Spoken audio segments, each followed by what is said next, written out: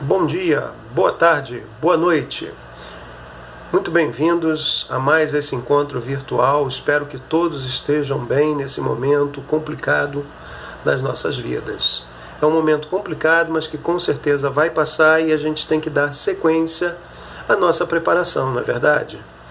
Bom, e hoje em Matemática 2 nós vamos falar de sistema de capitalização composto.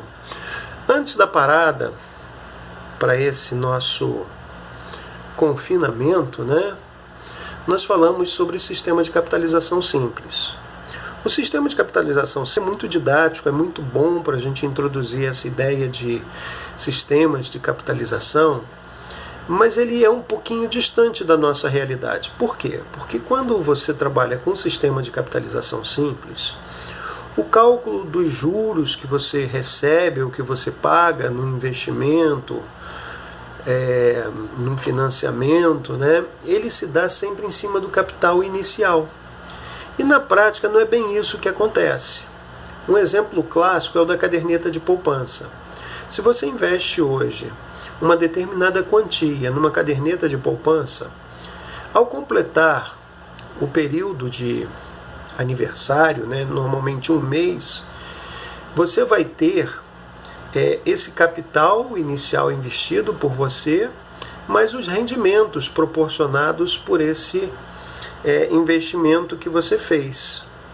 E aí, quando você completa o segundo mês de investimento nesta caderneta de poupança, os juros serão calculados não em cima do capital inicial, mas sim naquele montante que você obteve após o primeiro mês de investimento. E aí, já que eu falei da palavra montante, vamos recordar. O que é o montante? O montante é o somatório do capital mais os juros. O capital, também conhecido por alguns como principal, é o valor do investimento que você faz numa operação financeira. E os juros é exatamente aquilo que você recebe ou você paga em função desse investimento que você está fazendo. Bom, para ficar um pouco mais claro, vamos entrar com um exemplo prático. Vamos supor que você faça um investimento de R$500 num período de tempo de 3 meses a uma taxa de juros de 10% ao mês. É bom lembrar que o tempo e a taxa de juros tem que estar com unidades que tenham coerência. No caso, tempo em meses, a taxa é mensal. Vamos fazer o seguinte, vamos calcular mês a mês como vai ser esse seu investimento, o que ele vai render. Então vamos lá. Se a taxa de juros é de 10%, significa que se você está aplicando, por exemplo, isso no investimento,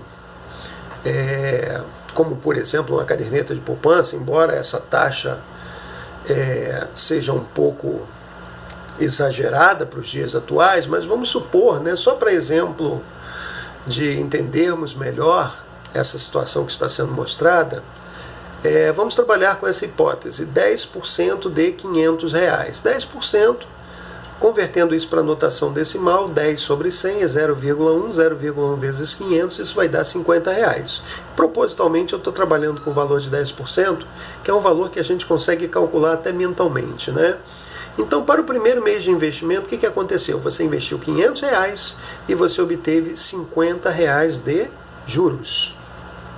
Bom, agora vamos entender que os R$500 eles não sumiram, eles continuam sendo seus. E você obteve R$50 de juros. Então, o seu montante vai ser de R$550. E 10% de R$550 são R$55.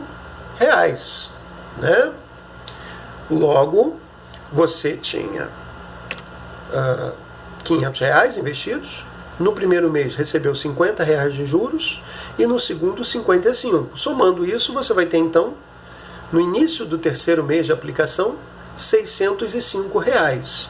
E 10% de R$605 vai ser exatamente R$60,50.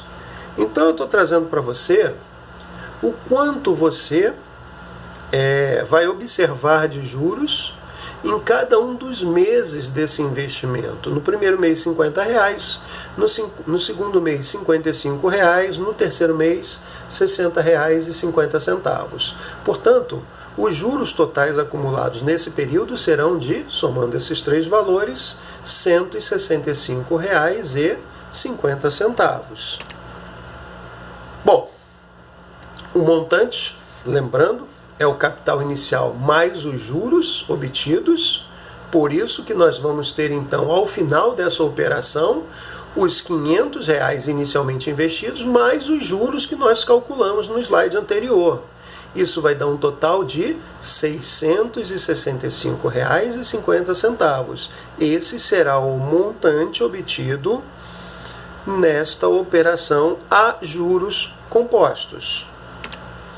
Agora, é óbvio que é muito chato você ficar calculando o montante ou mesmo os juros obtidos assim, mês a mês. Imagina numa operação de um prazo um pouco maior. Ficaria bem complicado você ir mês a mês calculando isso. Por isso eu estou trazendo essa formulazinha.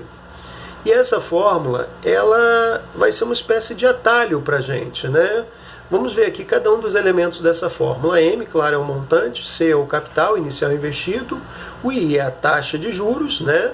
E aí, fiquem atentos, porque na fórmula para o cálculo do montante composto, nós trabalhamos com a taxa unitária, ou seja, você vai pegar o valor da taxa e dividir por 100 para convertê-la na forma unitária. E o período de tempo está sendo representado pela letrinha T.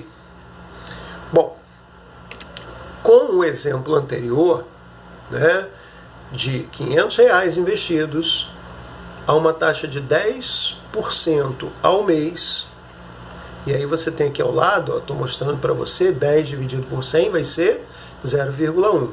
Por um período de 3 meses. Substituindo isso na fórmula, nós vamos ficar com o 500 no lugar do C, o 0,1 no lugar do I, e o Tzinho, o expoente T, vale 3. Obviamente que primeiro eu resolvo tudo que se encontra no interior dos parênteses, então vou somar 1 mais 0,1, que vai dar 1,1.